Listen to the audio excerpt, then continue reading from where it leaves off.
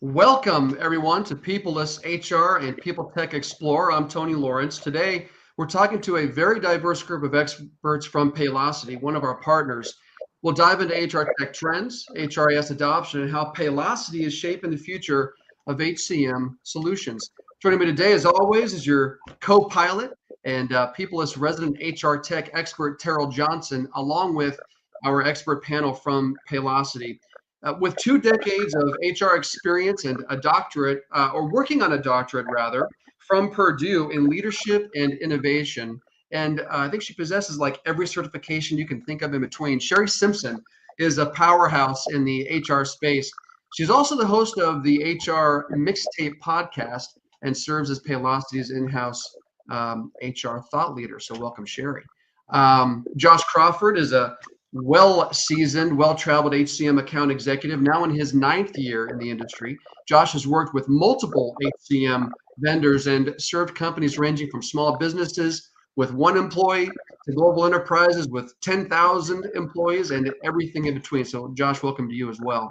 And last but not least, certainly is as manager of solution consulting at Paylocity, Jason Hiss brings over 16 years of experience in human capital management. He is also a passionate advocate for AI and its role in shaping the future of HR and business. Well, look, we have a ton to cover with these minds, so let's jump right in. And I want to start with the big picture, Shari. What are would you say the top trends in the HR market this year? How is Paylocity adapting to these trends to better serve HR professionals?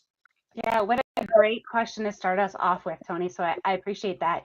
I think there are 5 trends that continue to bubble to the surface when I think about HCM and HR. And even if you look across the landscape of some of the big names putting out trends, right? Gartner, SHRM, McKinsey, those kinds of things. So the first one, definitely AI integration and automation. I don't think that's going away for a little while. It's interesting when you think about the role of HR. About 50% of our time is spent on tasks that could be streamlined.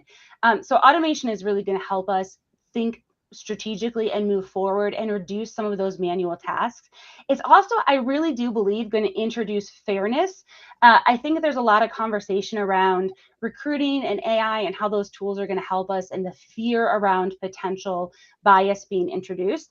I think it's actually going to go the other direction. I think we're going to see less bias in our recruitment process because we'll be able to train those algorithms correctly. If you think about unconscious bias as a human, you can't really train that out of us. You can out of an AI model. So definitely AI is the top one. The next one I think is data analytics, data privacy, cybersecurity, kind of that whole blanket. Data drives so much of our strategic decision making, and having security around our data is so important for HR. Think about things like our compliance, any sort of data breaches that you might worry about.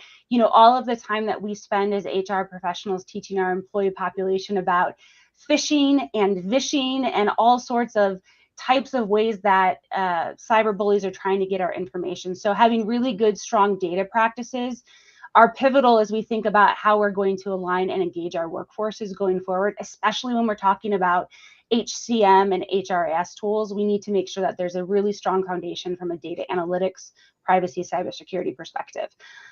Number 3, strategic planning and leadership. That is something that I think we're going to continue to be at the top of that. HR plays a key role in that future planning and leadership development.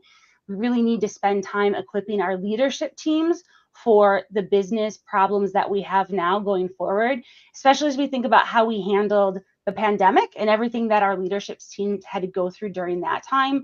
So we have to really focus on fostering that culture of learning and innovation to really make sure that we're helping our new leaders succeed. Number 4, talent management and upskilling.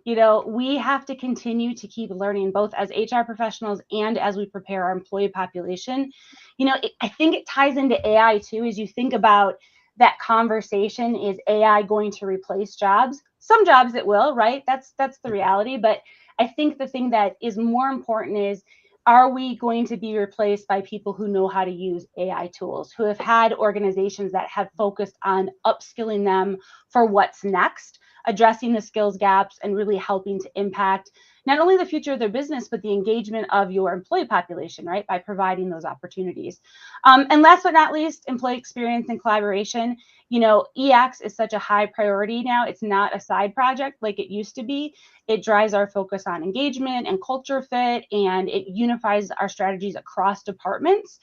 I think what's interesting is when you think about EX, it's not solely the responsibility of HR. It wraps in IT and finance and your CFO group and your CEO suites to think about things like having the right tech, budgeting, the right KPIs. So those are kind of like the big five. And when I think about how Paylocity has had the impact to these or can impact them, right? AI and automation, I think, is a no-brainer, right? Our AI assistant streamlines our HR tasks.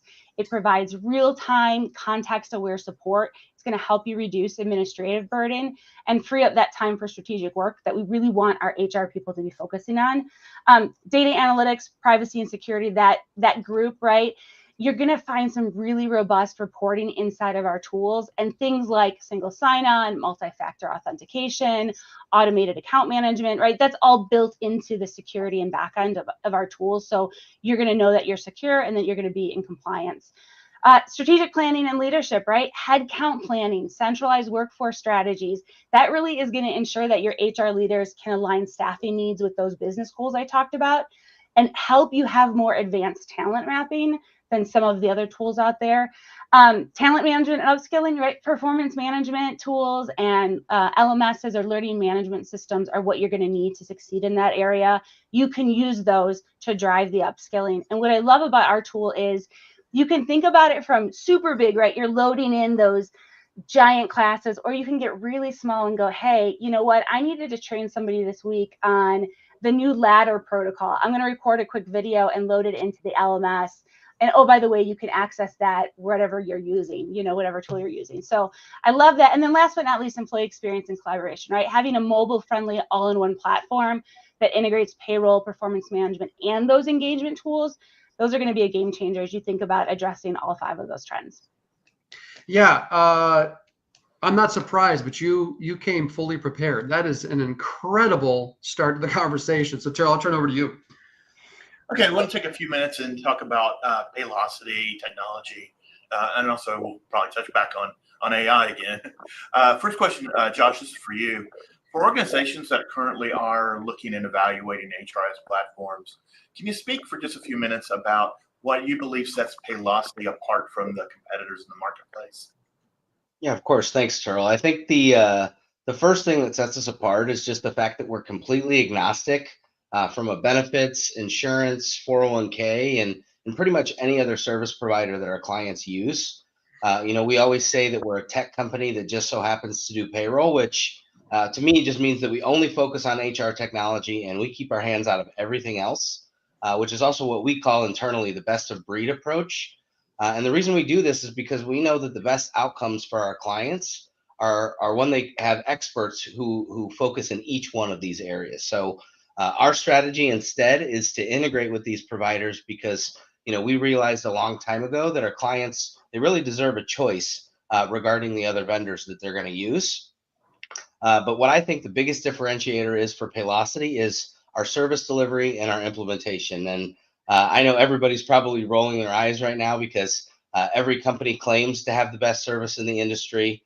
I've seen it firsthand at every vendor that I've ever worked at. But what really separates us in this regard is that we have truly dedicated support and that we only hire experienced implementation and service reps. So after implementation is complete, you're going to have one main point of contact. You're not going to call a 1-800 number and get connected to somebody in a different country who's working out of a call center and they're not familiar with your account. All of our reps are US based, which if you've ever called one of these call centers to discuss something important like, I don't know, employee taxes or employees being paid correctly, you know how just important that is. And then since our service reps have experience prior to coming to our team, you're not going to be worried about being frustrated when you call in because you know more about Paylocity than your service rep does. And the last area I think that genuinely makes us different is just our reinvestment back into the product. We invest about 15% of our revenue back into research and development, which is about double the industry average. Wow. And our clients, they see it all the time. They submit feedback through the system about a particular feature or functionality, and then next thing you know, we have it. And funny story, this actually just happened to me last week with one of my clients. Shout out to Stephanie over there at Acme Barricades. She was asking me, she said, Josh, when are we going to have SMS texting capabilities available inside the product so that I can reach out to my employees who are out in the field? So did a little bit of research. I found out that we're going to be rolling out SMS communication capabilities very soon. So I simply just requested that she be added to the pilot so that she can begin to text her employees from directly inside of Paylocity, which, as you can imagine, made Stephanie very happy. Yeah. No doubt. So Josh, I definitely want to thank you for the answer there. Also, would probably like to add a little bit of testimony of my own to the kind of points that you laid out there. One of those, I will tell you that idea of that constantly improving platform. Oftentimes, I'm helping support Paylocity, one of our large clients. And frequently, we always, as we have these account meetings, usually once a week, once every 2 weeks, you have your little list of questions about, we'd love to know when you can basically do this and do that. And it seems all too often that the monthly, quarterly, or the monthly release information comes out, in which case I get to cross a whole bunch of lines off my list of questions because they're already not only at an early adopter stage, but they're already out there in the full cloud implementation. So definitely can testimony to that.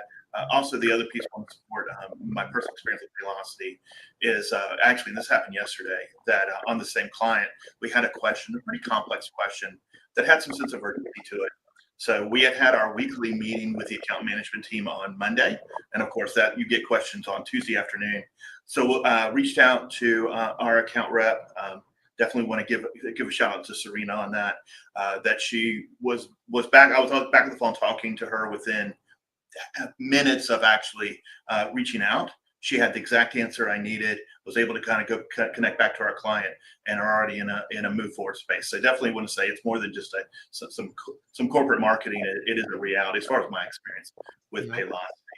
So definitely. And Tearle doesn't get excited super easily, so he does not waste words when it comes to excitement. Companies that call me back, I'm a big fan of. I got to say, Yeah. Not all do.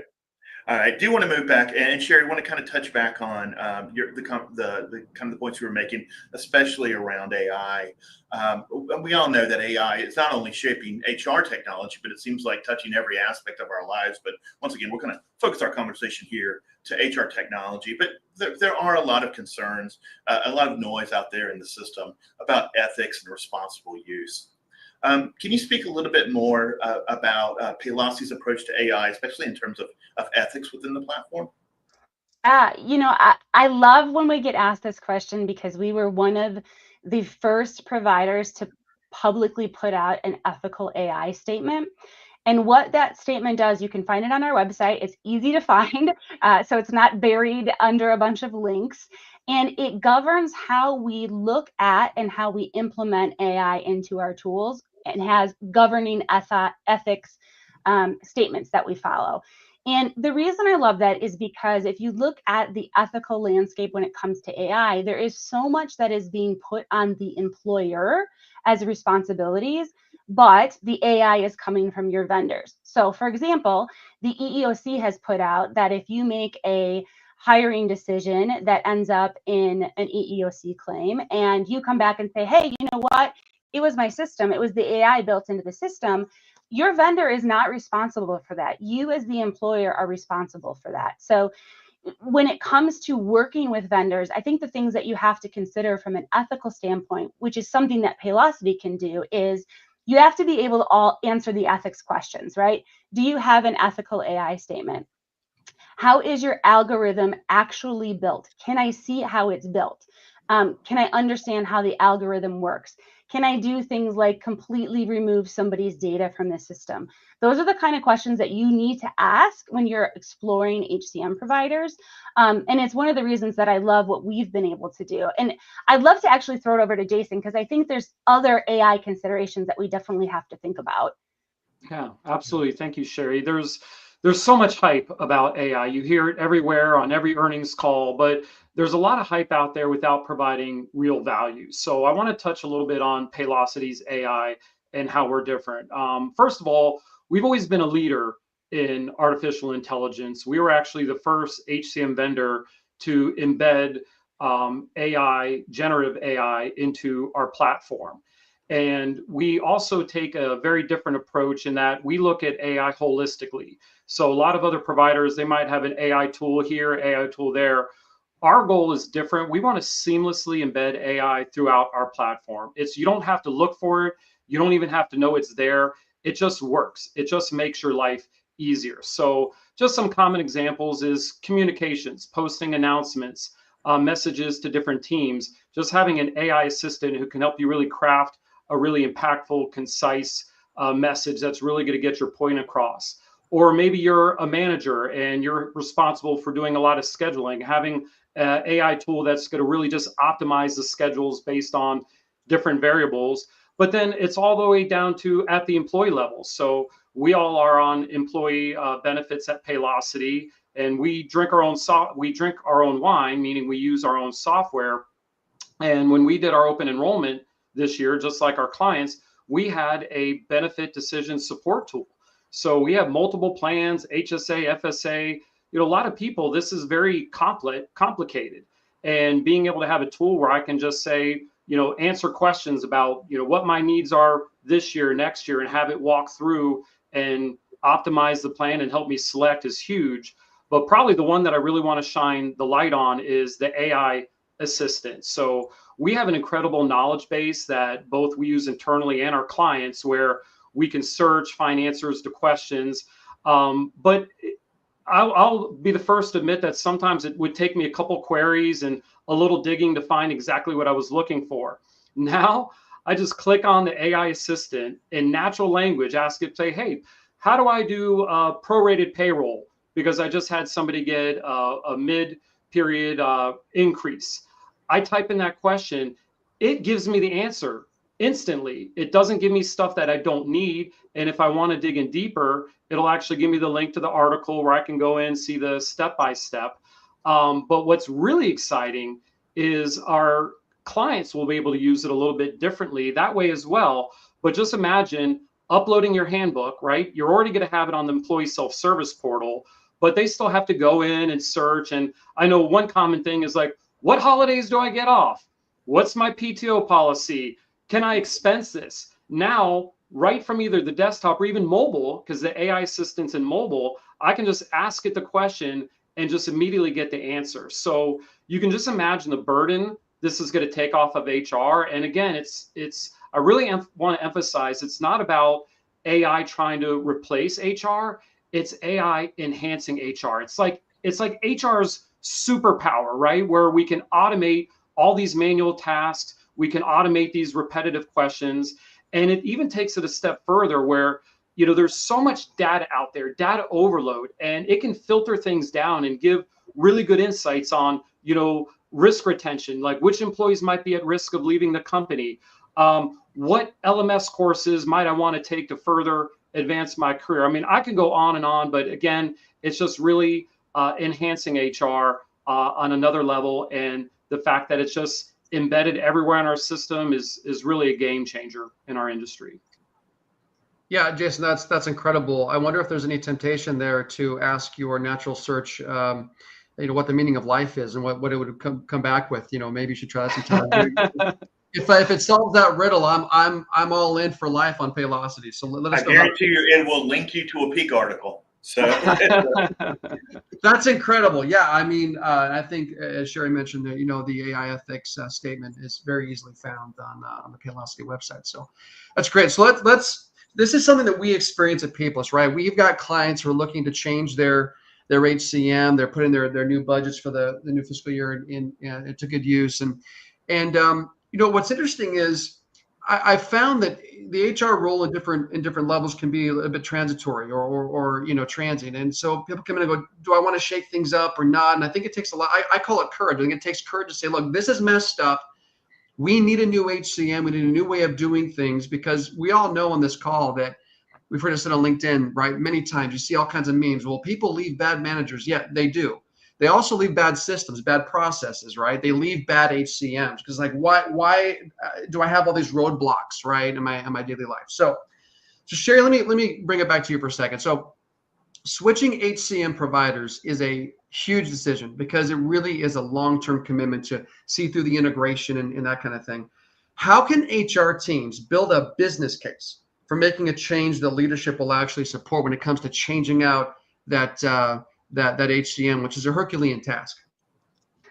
Yeah, and I appreciate the question, and hopefully I can give you an answer that will touch the different realms of HR, because there are HR departments of one who are in this spot trying to navigate this, as well as big enterprise, Yeah. HR leaders. So I think the first thing is, make sure you understand the cost of doing nothing, right? If you're having a problem and it is creating those roadblocks, start there. That might be something very complex. It could be something as simple as you do a time study for yourself as the HR practitioner and realize you're spending 10 hours a week handling system related stuff. And that's cost, right? So start there. Make sure that you know the cost of doing nothing. Second thing is make sure that you're aligning with business goals, right? Your HCM upgrade should be a strategic move that supports your company-wide initiative. So think about things like growth, retention, efficiency, compliance, the things that your leadership team are going to find most important. Next, use data to tell a story. I am a huge data and metrics person. I think it's really fascinating when you can come into the room and show those tangible metrics about time saving. I'll throw in a little something here. Prior to coming to Paylocity, I was actually a Paylocity client in my last HR role. And that was one of the things that I was able to do is bring in that data. And part of the story that I got to tell was, hey, not only is this new HCM going to solve our problems, because of the cost difference, I'm going to be able to purchase the entire suite. So, hey, we don't have performance management, we don't have LMS, now we do, and I've been able to reduce costs. So think about the data that you're bringing to the table. Make sure that you have employee feedback, collect those insights, the pain points, so that you have those. Highlight your competitive advantage. I think this one gets missed. I think people don't think about the time that you spend working in a tool that doesn't work for you impacts your ability to make money and support your clients. So make sure that you're bringing in that competitive advantage. Then some more tactical things, right? Address leadership concerns up front, right? You should proactively know how you're going to tackle the budget. What does implementation look like? What are the adoption challenges you're going to have? Do you have a phased rollout plan? What are your ROI predictions, right? Come to them with that built into your business case. Leverage vendor support. Let's be real. Your vendor wants you to buy the thing, right? So if you're struggling with how to pitch this internally, ask them for support. They might have business case templates already put together, or case studies or ROI information that they can give you. Last but not least is make sure that you are involving your key stakeholders early. And who I mean by key stakeholders is your IT team, your finance team, and your operations team, right? They should either be part of that decision-making community, or at the very least, you should have surveyed them to have a really good understanding of the things they need. So going back to that security thing I talked about earlier, how's that going to work with the things that you have from an IT perspective? From a finance perspective, right? Is it going to flow into your general ledger software? How seamlessly can it do that? If it isn't, is there a third party tool that you're going to have to use? That's going to increase your cost. The other thing when it comes to cost, and I'll just mention this as kind of a bonus thought, is make sure when you're thinking about your HCM that you're thinking about it long term. So for example, if you're implementing in January, you probably don't do open enrollment until November, right? You need to know, is that benefit module an additional cost? Do I pay for it now, even though I'm not going to use it in November? Does it get added in November? You have to ask those questions as you're going in and include those in your business case so that you know if there's going to be a cost increase in 8 months, you can plan for that ahead of time. Yeah, that's incredible. I love how you led with the heartfelt understanding the cost of doing nothing, right? Yeah. Inaction, inactivity, right? Complacency, indifference, they all have their associated costs. And everything you just shared will be very easily repurposed, and you're going to help a lot of people on HR teams with that list. Say, okay, I got to have the courage and here's where I can start, right? So thanks for that. We're going to transition over into HR tech integration and ecosystems. Go ahead, Tearle.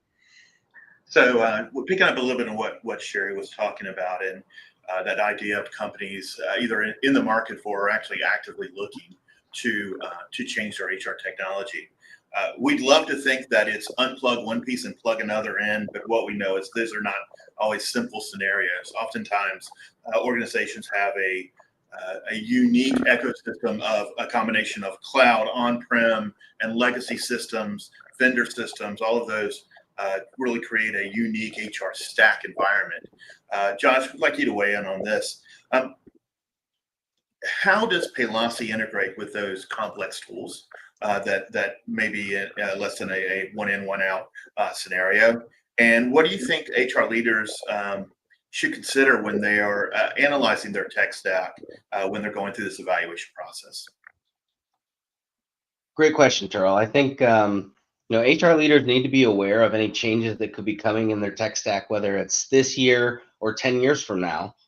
So if you plan on adapting to the changes, whether it's in the marketplace or in your own business, I think it's important to have a partner who's ready to meet you where you are today, in addition to where you're going to be in the long term. And Paylocity has 400 pre-built integrations, with the majority of these being bidirectional or 360-degree APIs.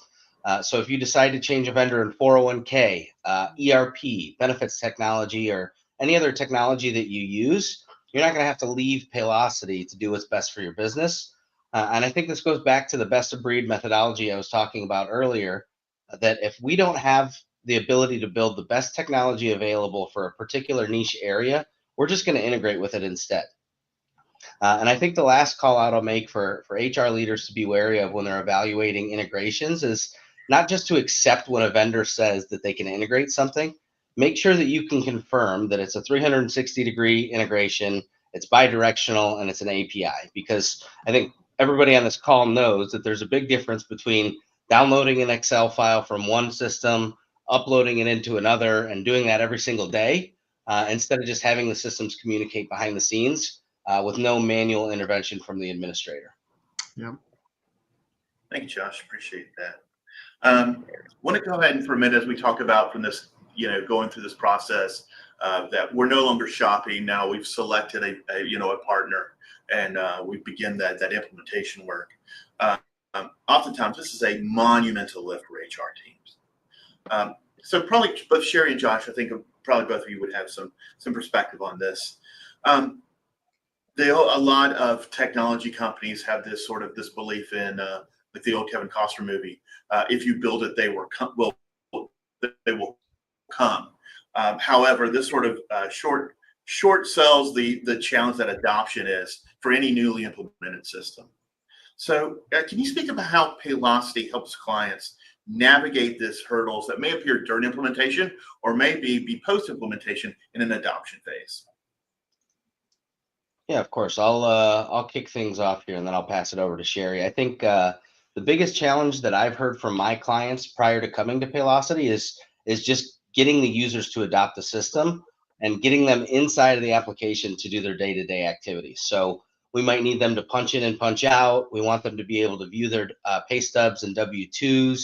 Maybe we want them to change their direct deposit information, or let's say open enrollment is coming up and our employees haven't logged in to select their benefits. So I always get the question, like, how do we get our employees to log in and do all these things that we need them to do? And some of the ways that we help our clients accomplish this, first and foremost, is through onboarding, where we're going to send out a link notification to the employee when we decide to hire them. So they're going to click that link and they're already going to be logged into the Paylocity app. They're going to complete all their necessary new hire documentation directly through the mobile app. So all of their information is already in the system and they're already logged in. We also have a tool called Community, which is essentially a company Facebook page where employees and administrators, they can go to interact with their peers. They can share work anniversaries, shout out teammates for helping them on an important project, or my personal favorite, there's a dad joke section where dads like myself, we go and we share dad jokes. So a lot of different options within Community to drive engagement from employees. And I think the last thing that's most helpful is the announcements feature, where the admin can push out a notification directly to the employee's phone, it's going to show up as a banner notification on their phones, and they click the link and it takes them directly into their application where they see their homepage and where they have everything in one place. And the idea here is the more we get the employees to use the app, the easier it is for the organization to adopt the software.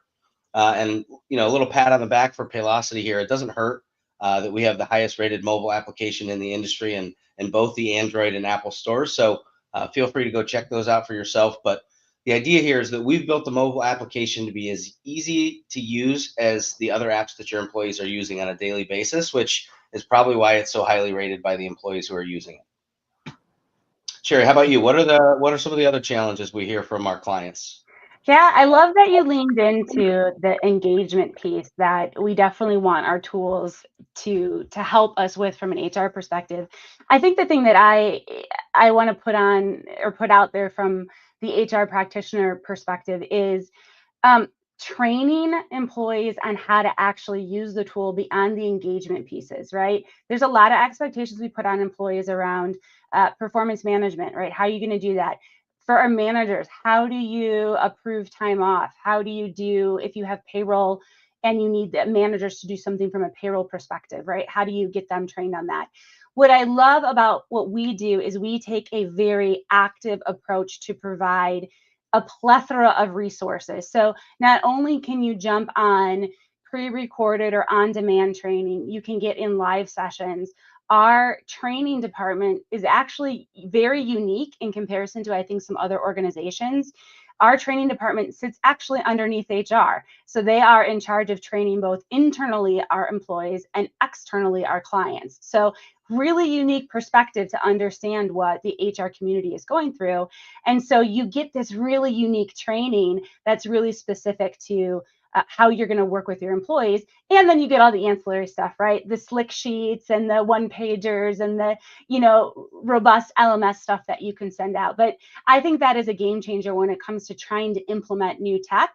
You want the engagement piece, but you also want the tactical, how do I do it piece? Yeah, Shari, somewhat related, and you mentioned some of this in the first question, that is just how important employee experience is. So when evaluating HCM platforms, what would you say to HR leaders they should consider from an employee experience perspective that are just kind of a key part of that selection process or evaluation process? Yeah, I think, I think engagement is definitely important. So think about communication, right? If you right now are using something like internal intranet for your communication and you're looking at your HCM platform to replace that, what does that look like? Does it have push notifications? Can you opt in or opt out for stuff? Can you force opt in for things? That's really important if we need to get out, emergency communication. So understand how communication works in the tool. I think the other thing is don't implement tech that's actually going to make people's jobs harder. You have to ask those questions as you're looking at implementing these tools. And you have to have a really good change management perspective because it's disruptive, right? Any new tech in an organization is going to be disruptive. So understanding what you're disrupting, and maybe the uptake from this disruption is going to be, phenomenal, but there is going to be disruption. So how do you think about it and have those conversations in advance? And then, Josh talked about this a little bit, but mobile is the way to go, right? Having an app is the way to go. We spend so much time on our phones. I just read this great book that's about how our focus is changing because we are so, stuck to our phones. But the reality is that, and so because of that, you need to think about these tools. Most people now have a smartphone. So can they access the tools that you need to provide so that they can stay engaged and close to the organization? The other thing I will just throw out there, if you're an HR person and you've got the dreaded one HR email, right, where everything comes into your one HR email, one of the things I love about our tool, which is you should look for tools that have these types of things built into them, is groups that you can help automate that. So you can set up a Q&A community group that's only an intake box, right? Like everybody can't see what everybody's posting, but it gives your employees a really quick way to get to the HR department. And then you can delegate who's responsible for watching that group instead of getting inundated with all of these emails. It's been a game changer for us, obviously, as clients ourselves to our own product, but it really has helped with our engagement in the perspective of employees feeling like we care about them and we're giving them tools that are going to make their lives easier. Yeah, that's excellent, Shari. We also have some questions about scalability. We know that a lot of companies are, have to consider, will their platform scale with them, right? So I'm going to pass over to Tearle. We've got some questions about scalability for growing organizations. And Jason, probably going to look for your feedback on this question. We know that companies are not static; they're extremely dynamic. We also know that Paylocity talks a lot about its ability to be scalable in a lot of different ways. Can you talk a little bit about the platform and how it meets the needs of organizations as they grow or contract when that happens as well? Particularly when they're encompassing on expanding globally or going or moving into more diverse industries. Yeah, sure. I'd love to touch on that. So this is so important because too often people are focused on their current needs and they're not necessarily thinking about their future needs and future challenges. And that's very much where we're focused. And what really makes us unique is our cloud-based infrastructure that is really optimized for performance, security, and scalability. And just as a simple example, I mean, we have clients as small as, maybe 20, 30 employees, and then clients that are up to over 10,000. As I mentioned before, we drink our own wine. And another example of that is we use our own tools. So I've worked at a lot of other vendors in the HCM space, and what we were selling and what we were using were two different systems. So it makes it really awesome that we get to actually use day in, day out the same system. And that's proof in the pudding that, it can scale up to support, the almost 6,000 employees that Paylocity has today. And specific to our global capabilities, we have some really unique strengths in this area. Nobody wants to have to deal with separate systems, different providers. With Paylocity, if you expand globally, it's still just the same system. We don't have different platforms. You don't have to upgrade to this or that. It's just there. So whether you're paying employees that are just down the street or paying employees in another country, same exact system. And one of the features that our clients really, really love, which makes us unique, is consolidated reporting for both the domestic payroll and the global payroll. Our clients don't have to produce two separate reports, which is what happens in most other systems, merge them together, which is prone to all kinds of different issues. So we get you that consolidated reporting. And then for companies that are new to expanding internationally, we have in-country experts. Okay, people that can guide them through all the different, dotting the I's, crossing the T's, different hoops they have to jump through to make sure that they get set up correctly. And then ongoing compliance. Things change very rapidly, and having that in-house expert to advise you and help you is really important. So we do global extremely well.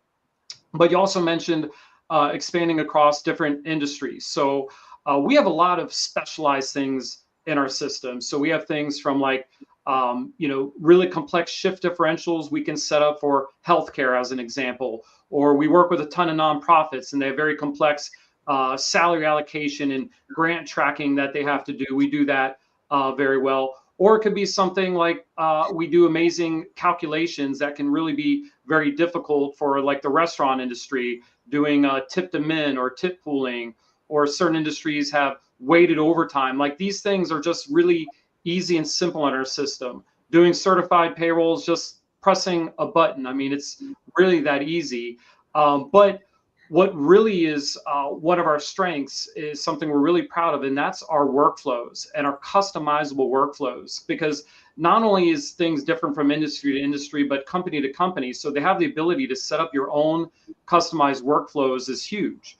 But as Josh kind of touched on earlier, no single HCM platform can be all things to all people and do everything best in class. So the way we can kind of future-proof our clients is our ability to integrate with literally any other platform, and to do so seamlessly with, whether it's, single sign-on with access management.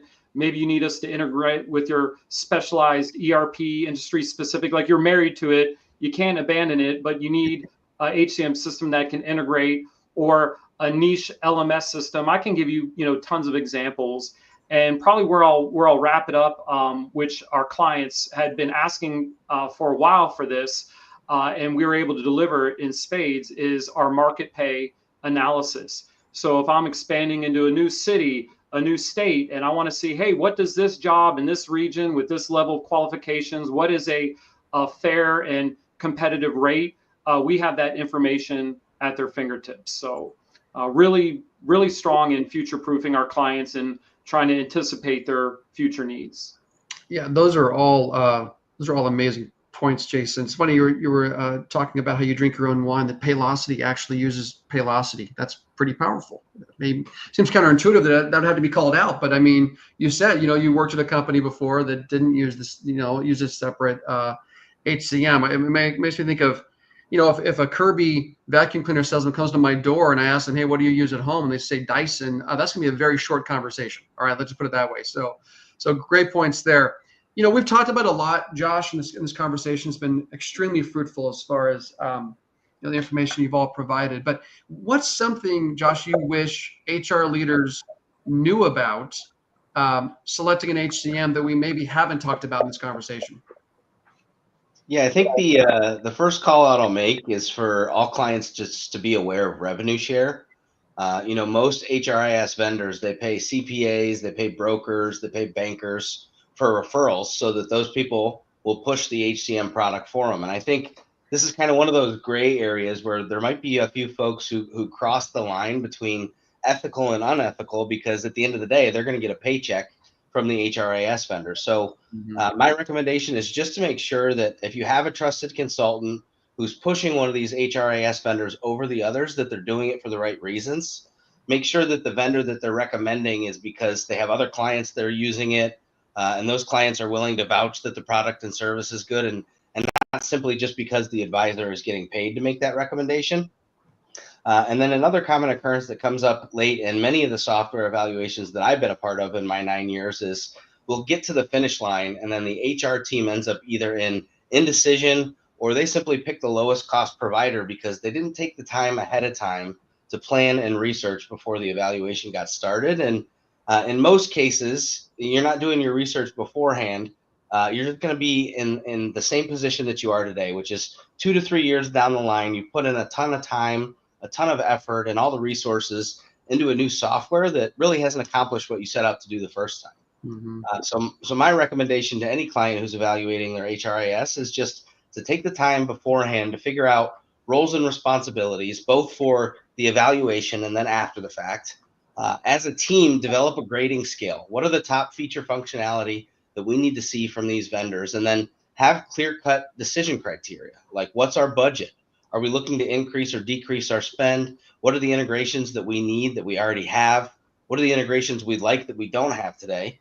And maybe like what's coming up in the future that we need to consider? Is there a merger or an acquisition? Maybe we're opening a new location that could prevent us from dedicating the time it takes to complete this project successfully. Or do we even have the bandwidth to complete this implementation? And believe it or not, I think contrary to popular belief, most salespeople genuinely want to help their prospective clients, but when you don't even know what you want or need, it makes it difficult for us to help you. So I think it's important to have all this laid out ahead of time, to help your sales reps guide you to the right decision. And in today's day and age, just doing a little bit of research on software review sites like G2.com, you should be able to identify maybe 3 or 4 vendors to evaluate instead of 5 to 10 like we see in many cases. And lastly here, if you feel like you can't accomplish all of this on your own, my recommendation personally is to use an HRIS consultant like PeopleList, because most of these consultants, they already have top vendors picked out for you. They have discounts pre-negotiated on your behalf, and they have the knowledge that's necessary to help you select the right vendor and then optimize the system to the specifications that you told them that you needed. And I think in most cases, it's going to cost you more to try and go out and do this on your own instead of relying on a vendor like PeopleList, who's already done a lot of the heavy lifting for you, and they have the experience to guide you in the right direction. Yeah, thanks, Josh. I really appreciate that. Yeah, we love helping people on the non-technical side. We know that Paylocity brings a lot of great technical support, but where we can help on the non-tech side, we love helping companies. That's what we do. So I appreciate that very much. So, Josh, I want to kind of follow up on that question. We're talking about finding and moving forward with a new vendor. Unfortunately, you still have to, a client still has to extract themselves from their previous arrangement. And this means navigating contracts and transitional clauses and other legal mumbo jumbo, shall we say. So can you talk a few minutes about the type of contractual elements that HR teams should really pay close attention to when they are selecting and moving to a new vendor? Yeah, another great question, Tearle. And I think if we're honest, we could probably spend a few hours talking about things that our clients should be looking out for. But for the sake of time, I'll try to summarize this. But in my opinion, I think the first thing that clients should be wary of is long-term contracts, because if you have a vendor that's requiring you to sign one of these long-term contracts, you have to wonder why. Because to me, that means that the vendor doesn't have faith that the project is going to be successful. And then if it's not successful, the only side that's dealing with the repercussions is the client. You just paid a huge lump sum of money as an implementation fee, and the HCM vendor knows you're not getting it back, regardless of whether the implementation is successful or not. So in my opinion, if they had faith that they're going to be able to give you everything they promised you, why are they making you sign a long-term contract that prevents you from leaving? Good point. Second call out, if a company waives your implementation fee down to 0, or they give you 3 to 12 months free, I think Tony and Tearle and everybody knows nothing's free, right? So if they give you a proposal and there's a $0 setup fee, or you're getting 3 to 12 months for free, I'd make sure that you scour that contract, because odds are there's some verbiage in there that's going to require you to pay that back if you leave before the term is over. And the last call out I'll make is to just be on the lookout for hidden fees, and to do your due diligence to make sure that everything is on the price agreement that you could be charged for. And I've seen this too many times in the past few years, where a client has promised one price and then they're getting charged every week or every month for a bunch of stuff that they didn't see. And this could be in the form of a weekly bill versus a monthly bill. Maybe you get charged every time you process payroll instead of just one time a month. You could have extra fees for W-2s or 1099s at the end of the year, tax filing fees, direct deposit, et cetera, et cetera. So just make sure that you ask for a fee schedule for all of these items beforehand, because odds are the price you're seeing on a sales proposal doesn't include everything that we discussed. Yeah, Josh, that reminds me, I have a friend who just upgraded his ADT package, and it was a no-cost upgrade.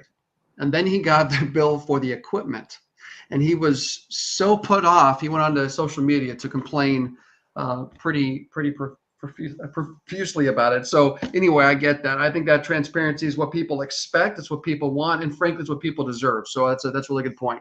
Look, guys, we've been very efficient on our time. Do we have time for maybe a couple more bonus questions, if we can call it that?